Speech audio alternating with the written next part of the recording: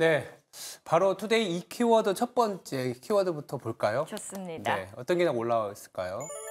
2024년에 이런 일이 아마 주말에 있었던 트럼프 전 대통령 후보 연설에서의 피격 그 얘기죠? 맞습니다. 네. 2024년에 어떻게 이런 일이 있지라고 한번 제목을 잡아봤는데요. 네. 트럼프가 유세 중에 피격을 당했습니다. 주말에 이미 많은 뉴스들이 쏟아져 나왔었죠. 그 현장의 영상을 한번 준비를 해봤는데 장소는 13일 오후 펜실베니아 주였습니다. 그런데 유세 도중에 어디선가 팝콘을 튀기는 소리가 여러 발 울리기 시작합니다. 이 소리가 바로 총소리였는데요. 모두가 소리를 지르면서 이 순간 몸을 수그립니다. 그리고 총소리를 들은 경호원들은 빨리 연단으로 올라오는 모습까지 포착이 됩니다. 하지만 이미 트럼프는 이 귀 쪽을 다친 모습입니다. 그런데 총상 때문인지 아니면 다른 파편으로 인해서인지는 아직까지 확인되지는 않았습니다.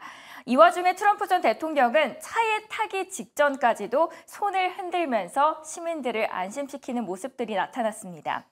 뉴스네이션 기자가 X에 올린 영상도 있었습니다. 트럼프가 바로 이송되는 모습인데요. 그 안에서도 급박하게 움직이는 모습들이 보였습니다. 차들이 빠르게 움직이고 있죠. 불행 중 다행히게도 이 다음 외신들의 보도가 계속 있었습니다. 그 안에서의 본문을 확인하시면 Former President Fine, 트럼프는 fine, 그러니까 몸에 이상이 없다라고 확인이 됐습니다. 그리고 제목에서도 옆에 보시면 Trump safe, 트럼프가 안전하다라고 보이시죠?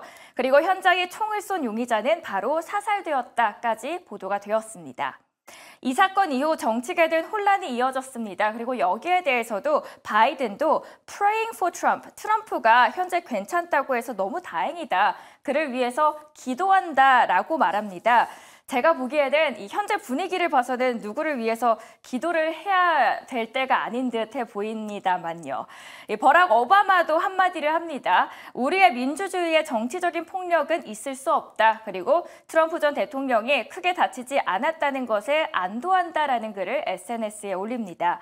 이런 상황에서 트럼프 피격 사건 이후 회자되는 이야기가 있습니다. 바로 레이건 전 대통령, 미국의 보수주의를 대표하는 인물 중 하나입니다. 레이건 전 대통령은 첫 번째 임기 초반에 총격을 받았습니다. 그런데 이 사건 직후에 지지율이 무려 70%까지 상승하기 시작합니다. 그리고 화면 보이시면 이 빨간색이 레이건 쪽의 표인데요. 그리고 재선에 거뜬하게 성공을 하게 됩니다. 이 강경 보수주의적인 성향, 그리고 이번에 피격, 공통점이 트럼프에 대입이 되고 있습니다. 확실한 건 현재 대선을 앞두고 미국 내에서는 굉장히 정치적인 불확실성이 커져만 가고 있습니다. 그리고 주말 사이에서는 바이든 대통령이 두 번의 말실수를 했죠. 심지어 젤렌스키 우크라이나 대통령을 앞에 모시고 푸틴이라고 칭했는데 이런 상황에서 오히려 트럼프에게는 연민의식을 자극해서 지지율이 올라갈 수 있는 효과가 가져올 수 있다는 생각이 듭니다. 그렇게 되면 미국의 달러, 일본 엔, 프랑스 프랑, 그리고 금과 같은 안전자산이 변동성 피난처가 되면서 상승할 수 있다는 월가 애널리스트들의 예상까지 나오고 있습니다. 그리고 한 가지 더 말씀을 드리자면 이 사건이 일어나기 바로 전날입니다. 일론 머스크가 도널드 트럼프 전 대통령에게 이 거액의 정치 자금을 기부했다라는 보도가 나왔었죠. 역시 머스크 최고의 배팅가가 아닌가 싶습니다. 앞으로 이번 사건이 지지율에는 또 어떤 영향을 줄지 지켜보셔야 될 것 같습니다. 첫 번째 이슈는 그래서 2024년 어떻게 이런 일이라는 제목으로 잡아봤습니다. 네. 두 번째 키워드 한번 열어볼까 합니다. 네, 두 번째 키워드는 제가 준비해봤는데요. 바로 이 불스티프닝. 이 단어가 좀 어려워 보이시겠지만 어렵습니다. 최근에 장단기 금리차는 많이 들어보셨죠? 많이 들어봤죠. 네. 장단기 금리차가 역전이 되어 있는 상황입니다. 원래는 장기물이 단기물보다 당연히 시간이라는 리스크가 있기 때문에 높아야 되는데 미국은 2년물이 10년물보다 높습니다. 최근에 어떤 일이 발생하고 있냐면 물가가 강하게 내려오는 상황이다 보니까 연준의 금리 인하에 대한 기대감이 높아지고 그래서 단기 금리가 내려오면서 소위 말하는 장단기 금리차 역전 회소가 진행이 되고 있습니다. 그러니까 장단기 금리차가 역전되는 경우가 장기 금리가 올라가면서 내지는 단기 금리가 빠르게 해소되면서 가는 경우가 있는데 이 불 스티프닝 같은 경우에는 단기 금리가 빠르게 내려오면서 해소가 되는 이 장단기 금리차의 역전 해소입니다. 근데 이 부분이 이전에는 약간 경기 침체의 시그널로 작용을 했었습니다.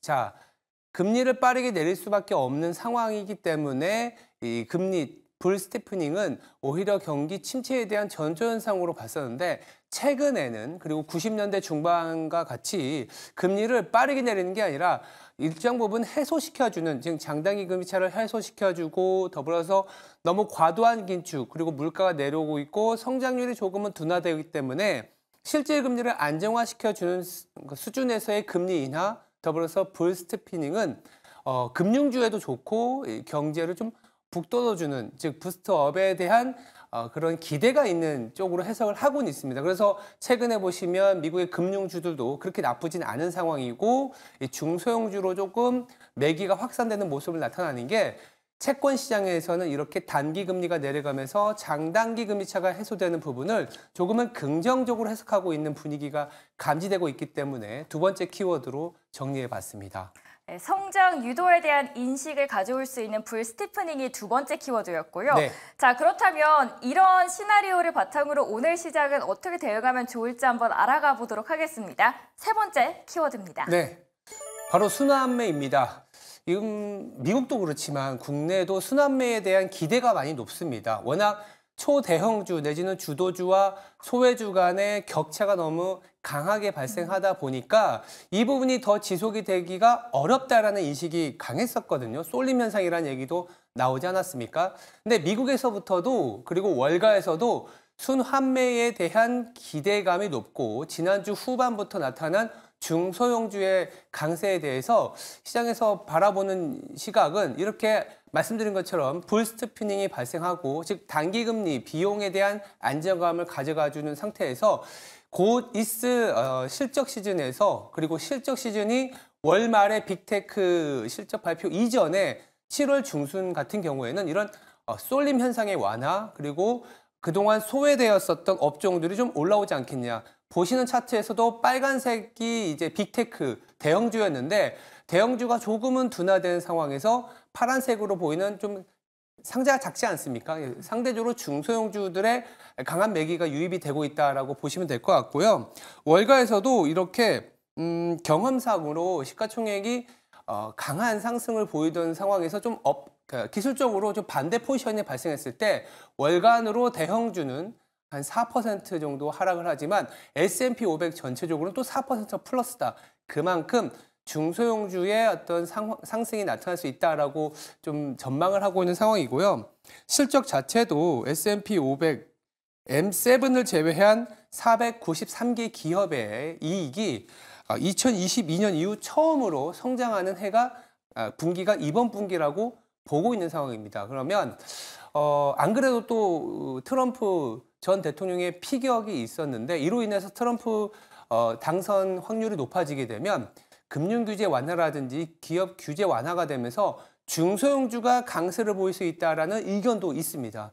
그래서 통화 정책이든 아니면 시장 외적인 변수에서도 당장은 빅테크가 약간 시장을 받쳐주는 상황에서 순환매의 가능성이 높아지지 않겠냐. 이렇게 보면 우리나라에서도 주는 함의가 큽니다. 중소형주가 그동안 너무 소외되어 있었는데 물론 대형주 위주로 가는 시장이 아직 끝나진 않았지만 숨고르기 차원에서 소외받았던 업종들이 당분간은 또 강세를 갈 수 있는 그런 시각이 조금은 대두되고 있다. 이렇게 보시면 될 것 같습니다. 순환매가 어느 쪽으로 흘러가는지도 지켜보시는 게 중요할 것 같습니다. 오늘의 핵심만 쏙쏙 뽑아가는 투데이 이 키워드 시간이었습니다.